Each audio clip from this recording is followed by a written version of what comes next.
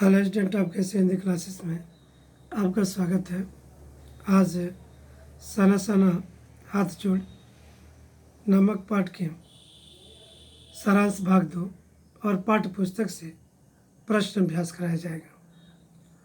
पाठ भाग 2 में सारांश है सैनिकों की वीरता के किस्से। वहाँ से आगे बढ़ने पर उन्हें मार्ग में इक्की दुक्की फौजी छावनियाँ दिखाई देती हैं। वहाँ से थोड़ी दूरी पर चीन की सीमा थी। जब लेखिका ने एक फौजी से पूछा कि इतनी कड़कड़ाती धूप, उस समय तापमान 15 डिग्री सेल्सियस था, में आप लोगों को बहुत तकलीफ होती होगी, तो उसने उत्तर दिया, आप चैन की नींद सो सकें इसलिए तो हम यहाँ पहरा दे रहे हैं। थोड़ी दूर एक और फौजी छावनी थी जिस पर लिखा था we big our today for your tomorrow. लेखिका को भारतीय सैनिकों पर बहुत गर्व होता है। वह सोचने लगती है कि पौष और माघ के महीनों में जब केवल पेट्रोल को छोड़कर सब कुछ जम जाता है, उस समय भी ये सैनिक हमारी रक्षा के लिए रात दिन लगे रहते हैं। युमथांग की घाटियों में ढेरों प्रियुता रोडोडेंड्रो के फूल खिले हुए थे। जितेन उन्हें बताता है कि अगले 15 दिनों में पूरी घाटी फूलों से भर उठेगी। सिक्किम में भारत प्रेम। लेखिका युमथांग में चिप्स बेचती हुई एक युवती से पूछती हैं, क्या तुम सिक्किमी हो? वह युवती उत्तर देती है, नहीं, मैं इंडियन हूँ। लेखिका को यह जानकर बहुत प्रसन्नता होती है कि सिक्किम के लोग भारत में मिलकर बहुत प्रसन्न हैं। लेखिका से जुड़ी लोक मान्यताएं। जब लेखिका तथा उनके साथी जीप में बैठ रहे थे, तब एक पहाड़ी कुत्ते ने रास्ता काट दिया। लेखिका की साथी मणि बताती हैं कि ये पहाड़ी कुत्ते हैं जो केवल चांदनी रात में ही भौंकते हैं। वापस लौटते हुए जितेन उन्हें जानकारी देता है कि यहाँ पर एक पत्थर है जिस पर गुरु नानक के पैरों के निशान हैं। कहा जाता है कि यहाँ गुरु नानक की थाली से थोड़े से चावल छिटक कर बाहर गिर गए थे और जिस स्थान पर चावल छिटक गए थे वहाँ चावल की खेती होती है। खेदुम का महत्व। जितेन उन्हें बताता है कि 3-4 किलोमीटर आगे खेदुम नामक के स्थान पर देवी देवताओं का निवास है। सिक्किम के लोगों का विश्वास है जो यहाँ गंदगी फैलाता है उसकी मृत्यु हो जाती है।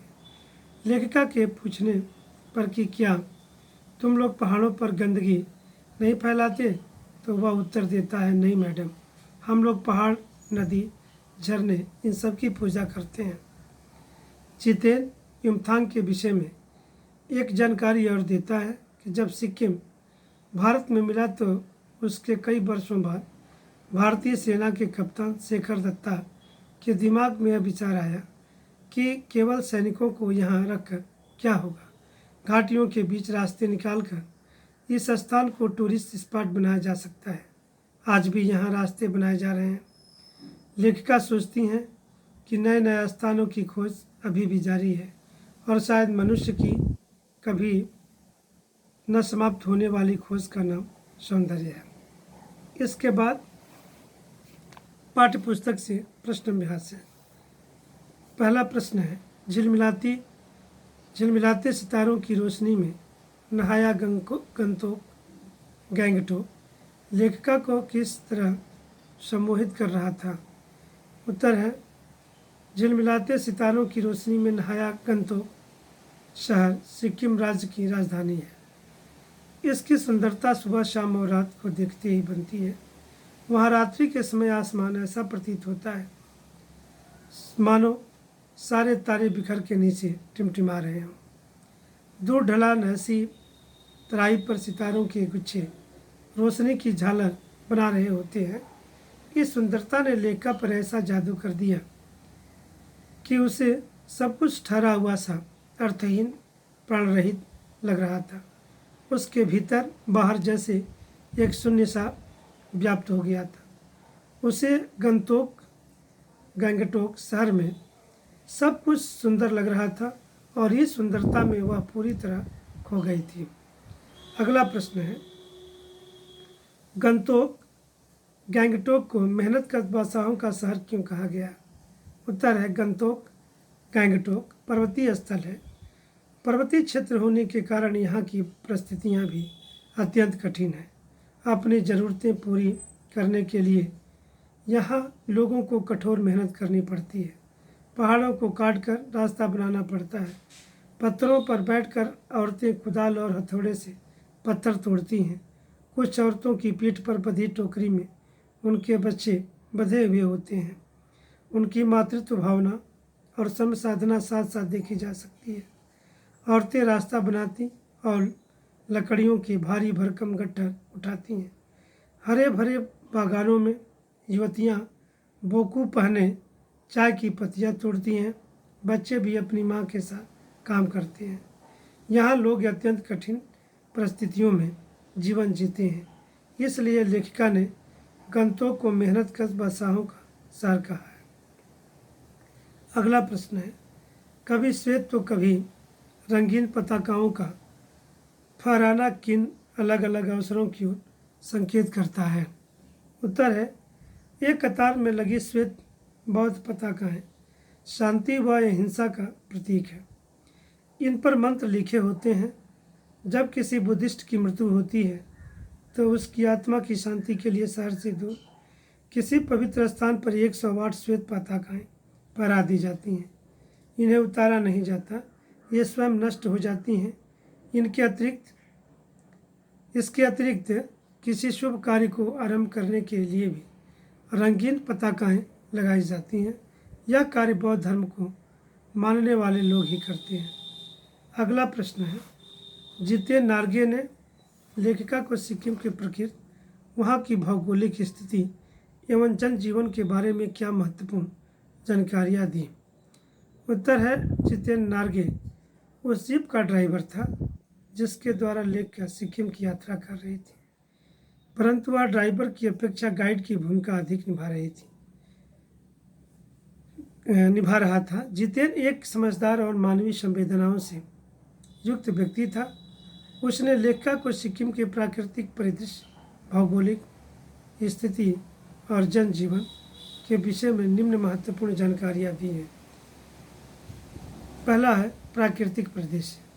सिक्किम बहुत ही खूबसूरत पहाड़ी इलाका है जहाँ जगह जगह पर धूपी के खूबसूरत नुकीले पेड़ हैं। रास्ते वीरान संकरे जलेबी की तरह घुमावदार हैं। थोड़ी थोड़ी दूरी पर झरने बहते हैं। दूसरा है भौगोलिक स्थिति। गैंगटोक से 149 किलोमीटर की दूरी पर हिमालय की गहनतम घाटियाँ और फूलों से लदी वादियाँ युमथांग में देखने को मिलती हैं। सिक्किम प्रदेश चीन की सीमा से सटा है। पहले यह स्वतंत्र रजवाड़ा था, परंतु अब यह भारत का एक अंग है। लोगों का जनजीवन। सिक्किम के अधिकतर लोग बौद्ध धर्म को मानते हैं। यहाँ के लोग बड़े मेहनती हैं, इसलिए गैंगटोक को मेहनत कश बादशाहों का शहर कहा जाता है। यहाँ की स्त्रियाँ भी कठोर परिश्रम करती हैं। वे स्वेटर बुनती हैं, घर संभालती हैं, खेती करती हैं और पत्थर तोड़ तोड़ कर सड़कें बनाती हैं। ये चाय की पत्तियाँ चुनने बाग में जाती हैं। कई बार बच्चों को पीठ पर बंधी डोकों में अपने साथ रखती हैं। यहाँ की स्त्रियाँ चटक रंग के कपड़े पहनना पसंद करती हैं और उनका परंपरागत परिधान बोकू है। बच्चे पढ़ने के लिए 3-4 किलोमीटर पहाड़ी चढ़कर स्कूल जाते हैं। शाम को वे अपनी माताओं के साथ काम करते हैं। उनका जीवन बहुत श्रम साध्य है। अगला प्रश्न है, लोग लॉन्ग स्टॉक में घूमते हैं, वे चक्र को देखकर लेखिका को पूरे भारत की आत्मा एक सी क्यों दिखाई दी? उत्तर है, लोग स्टॉक के घूमते चक्र के बारे में जितेन ने बताया कि यह धर्म चक्र है। इसको घुमाने से सारे पाप धुल जाते हैं। लेखिका को लगा कि मैदानी क्षेत्र में भी ऐसी अनेक मान्यताएं और विश्वास प्रचलित हैं। जैसे गंगा नदी को पतित पावनी माना जाता है। ऐसा माना जाता है कि गंगा नदी व्यक्ति को पाप मुक्त कर देती है और उसे मोक्ष प्रदान करती है। अर्थात कहने का तात्पर्य है कि मैदान हो या पहाड़, वैज्ञानिक प्रगतियों के बावजूद इस देश की आत्मा एक जैसी है। यहाँ के लोगों की आस्थाएं, अंधविश्वास, पाप पुण्य की अवधारणाएं और कल्पनाएं एक जैसी हैं। अगला प्रश्न है, जितेन नार्गे की गाइड की भूमिका के बारे में विचार करते हुए लिखिए कि एक कुशल गाइड में क्या गुण होते हैं। उत्तर है, जितेन नार्गे एक कुशल गाइड है। वह गाइड कम ड्राइवर है। वैसे तो पर्यटक वाहनों में ड्राइवर और गाइड अलग होते हैं, परंतु गाइड के ड्राइवर होने से आवश्यकता पड़ने पर वह ड्राइवर की भूमिका निभा दे सकता है।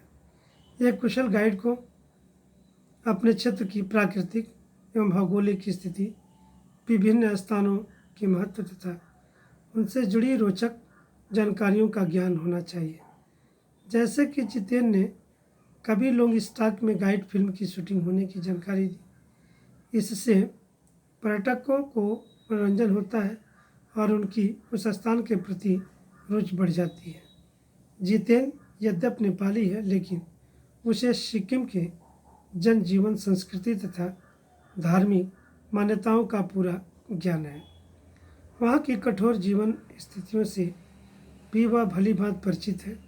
यह एक कुशल गाइड के आवश्यक गुण है। जितेन का सबसे अच्छा गुण है मानवीय संवेदनाओं की समझ तथा परिष्कृत संवाद शैली। वह सिक्किम की सुंदरता का गुणगान ही नहीं करता, वहाँ के लोगों के दुख दर्द के बारे में भी लेखिका से बातचीत करता है। उसकी भाषा बड़ी परिष्कृत और संवाद का ढंग अपनत्व से परिपूर्ण है। इस प्रकार ये गाइड में आत्मविश्वास तथा पर्यटन स्थल का पूर्ण ज्ञान होना आवश्यक है। साथ ही उसे व्यवहार कुशल, मृदुभाषी व अपनेपन से आकर्षित करने वाला होना चाहिए।